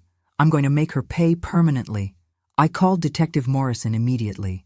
Within an hour, FBI agents were at my house, setting up surveillance equipment and discussing protection protocols. "We're treating this as a credible threat," Agent Susan Torres explained. "Sarah Matthews has already shown she's willing to commit multiple felonies. Threatening violence against a witness is a logical escalation. How long will this take? Depends on how smart she is. If she really tries to come back here, we'll catch her. If she stays in Europe, it could take months or years to extradite her." I spent the weekend in a safe house, a bland apartment that felt like a prison. But Monday morning brought news that changed everything. Marcus had turned himself in. I rushed to the police station, where I found my son sitting in an interview room, looking like he'd aged 10 years. He was alone. Sarah was nowhere to be seen. "Where is she?" Detective Morrison asked. "Gone," Marcus said simply. "She left me in Montreal, took what money we had left and disappeared." "Did she say where she was going?" Marcus shook his head. "She said I was weak and pathetic, that I'd just slow her down." She was probably right. Looking at my son, hollow-eyed, defeated, abandoned by the woman he'd sacrificed everything for, I felt something I hadn't expected. Pity. "Marcus," I said quietly, "tell them everything. About the plan, about Sarah's threats, about what really happened." For the next 4 hours, Marcus confessed to everything. He provided details about Sarah's scheme that even I hadn't known. She'd been researching elder abuse laws for months, looking for ways to have me declared incompetent. She'd been cultivating relationships with my doctor and my accountant, trying to find people who would support her claims about my mental state. Most shocking was her backup plan. If the competency hearing didn't work, she intended to have me committed to a psychiatric facility against my will. She had papers drawn up, Marcus said, his voice breaking. False medical reports. Fake psychiatric evaluations. She was going to have me sign an affidavit saying you'd become violent and delusional. The scope of Sarah's plan was breathtaking in its cruelty. She hadn't just wanted my money, she'd wanted to destroy my life completely. "Why are you telling us this now?" Agent Torres asked. Marcus looked at me through the one-way glass. "Because my mother was right. Sarah didn't love me. She used me to get what she wanted, and when I became inconvenient, she threw me away like garbage." He turned back to the investigators. "I'll testify against her. I'll tell you everything I know about her plans, her contacts, her hiding places. But first I need to ask my mother something." They brought me into the interview room. Marcus looked older, broken, but there was something different in his eyes, a clarity that had been missing for years. "Mom, can you ever forgive me?" I studied my son's face, seeing the little boy who used to crawl into my bed during thunderstorms and the man who'd betrayed me for a woman who'd never loved him. "That depends," I said. "Are you finally ready to tell me the truth about everything?" Marcus nodded. "Everything, no matter how bad it makes me look." "Then yes," I said. "I can forgive you. But Marcus, this is your last chance. If you ever lie to me again, if you ever choose someone else over family again, we're done forever." "I understand." As I left the police station that afternoon, I realized that in trying to destroy me, Sarah had accidentally given me something precious. My son back. Now we just had to catch her before she could finish what she'd started. Sarah's capture came 3 weeks later, and it wasn't the FBI or Interpol who found her. It was her own greed. She'd been hiding in Geneva, living off money she'd stolen from Matthews and Associates. But $40,000 doesn't last long in Switzerland, especially when you're trying to establish a new identity. So Sarah made a fatal mistake. She tried to access money from accounts she'd hidden from Marcus and me. The FBI had been monitoring all financial activity connected to her social security number, and the moment she logged into a bank account in the Cayman Islands, they had her location. Swiss authorities arrested her at an internet cafe trying to transfer money to a new account she'd opened under a false name. She'll be extradited within the month, Agent Torres told me.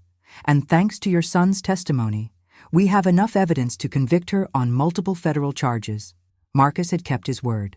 Over the past 3 weeks, he'd provided investigators with a complete picture of Sarah's criminal enterprise. She'd been embezzling money from Matthews and Associates for over a year, creating false invoices and diverting client payments to accounts only she controlled. She'd also been systematically destroying evidence of my competence, deleting emails that showed my clear thinking and replacing them with confused-sounding messages she'd written herself. The irony, Detective Morrison said, is that she spent so much time trying to make you look senile that she created a detailed record of her own criminal planning. The trial was scheduled for September. Marcus would testify for the prosecution in exchange for a reduced sentence, 5 years probation instead of 10 years in prison. It wasn't perfect justice, but it was fair considering his cooperation.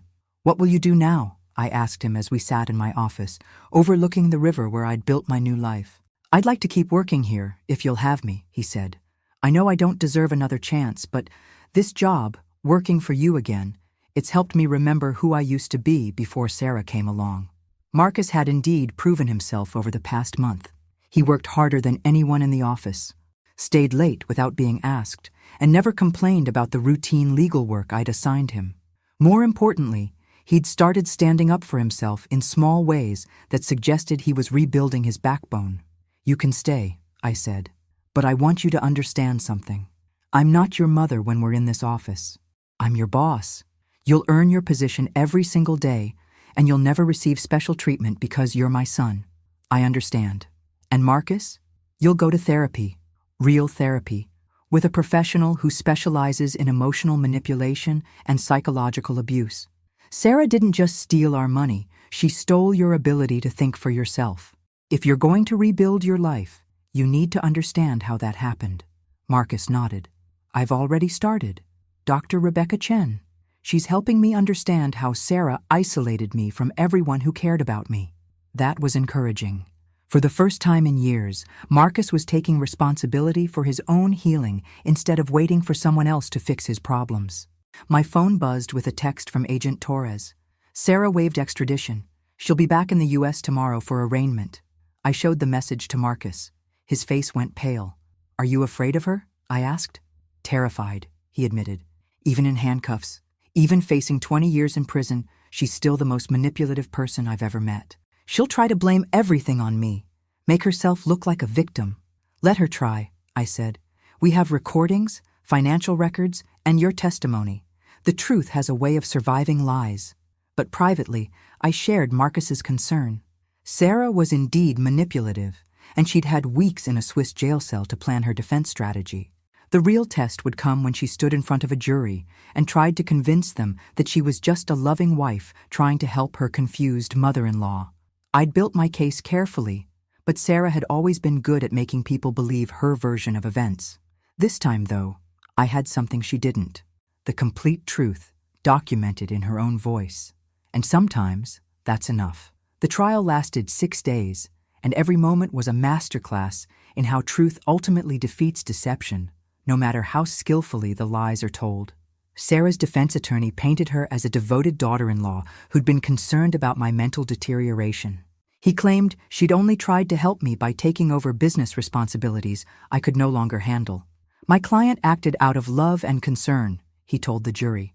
"Eleanor Matthews has admitted to recording private family conversations without consent. She's admitted to deliberately hiding business assets from her own son. She's admitted to planning an elaborate scheme to punish her family for trying to help her. It was a clever strategy. Turn my successful defense into evidence of manipulation and vindictiveness. But then, the prosecution played the recordings. 12 jurors listened to Sarah's voice, threatening me with a competency hearing unless I signed papers transferring my company. They heard her discussing plans to have me committed to a psychiatric facility. They heard her calling me that old bitch and planning to destroy her completely. Most damaging was a recording from 2 months before the dinner. Sarah and Marcus discussing how much money they'd be able to steal once they controlled my assets. Once we get guardianship, Sarah's voice was crystal clear. We can liquidate everything and move somewhere warm. The old bat will be stuck in a nursing home while we live like kings. The jury's faces during that recording told me everything I needed to know. Whatever sympathy they might have felt for a concerned daughter-in-law evaporated when they heard her true feelings about me. Marcus testified on the 4th day. Sarah stared at him with pure hatred as he described her manipulation, her threats, her gradual isolation of him from family and friends. She convinced me that my mother was becoming paranoid and vindictive, he said. She made me believe that taking the company was an act of kindness, not theft. Sarah's attorney tried to paint Marcus as a disloyal son, trying to save himself by blaming his wife. But Marcus had documentation, emails, text messages, bank records that corroborated every detail of his testimony. On the 5th day, Sarah took the stand in her own defense. She was magnificent, I had to admit, poised, articulate, seemingly genuine in her concern for my welfare. She explained away each piece of evidence with reasonable-sounding explanations. The recordings? Eleanor was becoming paranoid and suspicious. We had to discuss strategies for helping her without triggering her anxiety. The hidden assets? We discovered she'd been moving money erratically, which confirmed our concerns about her mental state. The threats? Taken out of context by a woman who was already plotting against us. For 2 hours, Sarah spun a web of lies so convincing that I began to worry the jury might believe her. But then the prosecutor began cross-examination. Ms. Matthews, you testified that you were concerned about Eleanor's mental state. Did you ever suggest she see a doctor for evaluation? Yes, we discussed it many times. But you never actually arranged for her to see a specialist, did you? She refused to go. Yet you were planning to have her declared incompetent without a proper medical evaluation? Sarah hesitated. We felt we had enough evidence. Evidence? You mean the recordings you made secretly while manipulating her into appearing confused? That's not... Ms. Matthews, you testified that you were trying to help Mrs. Matthews. Can you explain why your plan included liquidating her assets and moving to another state? Sarah's composure finally cracked. We needed to protect the money from her erratic decisions. By spending it on yourselves? We were her family. We deserved... What did you deserve, Ms. Matthews? The word deserved hung in the air like a confession. In that moment, Sarah revealed her true motivation, not love or concern, but entitlement. The jury deliberated for less than 3 hours, guilty on all charges: fraud, elder abuse, embezzlement, filing false police reports, and conspiracy. The judge sentenced Sarah to 15 years in federal prison with no possibility of parole for 7 years. As the bailiff led her away in handcuffs, Sarah turned to look at me one last time. Her mask had finally slipped completely, revealing the cold calculation underneath. "This isn't over," she mouthed silently. I smiled and mouthed back, "Yes, it is." Walking out of the courthouse with Marcus beside me, I felt something I hadn't experienced in 2 years. Complete peace. "What happens now?" Marcus asked. "Now you finish your probation, keep going to therapy, and prove that you've learned from this experience," I said. "And I get back to building the life Sarah tried to steal from me." 6 months later, EM Advisors had grown to 15 employees and had contracts with major corporations across 3 states. Marcus had been promoted to senior legal counsel, a position he'd earned through hard work and dedication. Most importantly, we'd rebuilt our relationship on a foundation of honesty and mutual respect. Sarah's final appeal was denied last month. She'll spend the next 7 years thinking about how greed and manipulation led to her downfall. As for me, I'm 69 years old, running a successful company, and finally free from people who saw me as an obstacle to their ambitions, rather than a person worthy of love and respect. Sometimes the best revenge isn't just justice. It's living so well that your enemy's failure to destroy you becomes the proof of their own weakness. And sometimes, just sometimes, the people who almost destroy you end up giving you exactly what you needed, the chance to discover how strong you really are. Thanks for listening. Don't forget to subscribe and feel free to share your story in the comments. Your voice matters.